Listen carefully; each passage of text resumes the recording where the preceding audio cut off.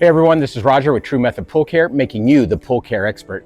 In this video, we're going to talk about, well actually recently we asked you, our members, to send us a list of questions that you may have, and if we read it on the air, we will give you a $50 gift card. So we picked one, the winner was John H, and we're gonna read his question right now and answer it as well.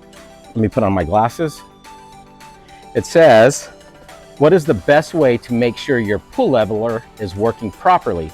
My water bill seems to keep rising, which is a great question. That's actually one of the most popular questions we get just in our regular service times as well. So with that being said, couple of things. First is make sure, how do we identify it's your pool? Not that it's your house water leaking. If you've got a big yard, you've got a water leak there. So let's pretend we're gonna isolate it to the pool. Well, we're not gonna pretend, we're actually going to isolate it to the pool. So a couple of things we have to ask before we really get into diagnosing is one, is it an autofill issue?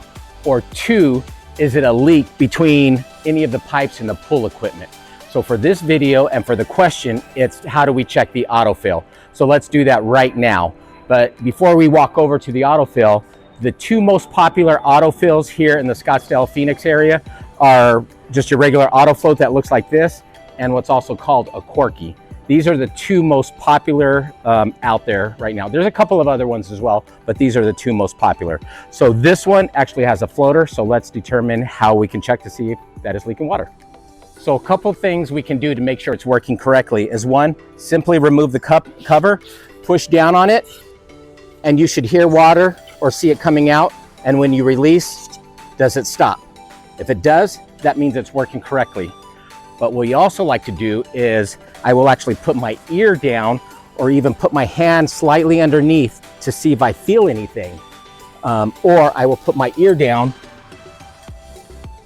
You can sometimes slightly hear water leaking. That slight leak will actually add up over the course of a month. So you're looking at $20 to $30 extra in water that you might not be able to detect so obviously. So those are quick, simple things you can do to see if your autofill is working correctly. For Korkys, it's a little more difficult because of how they're structured.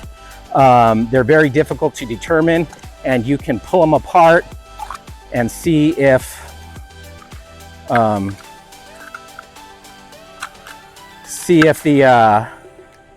need to be replaced.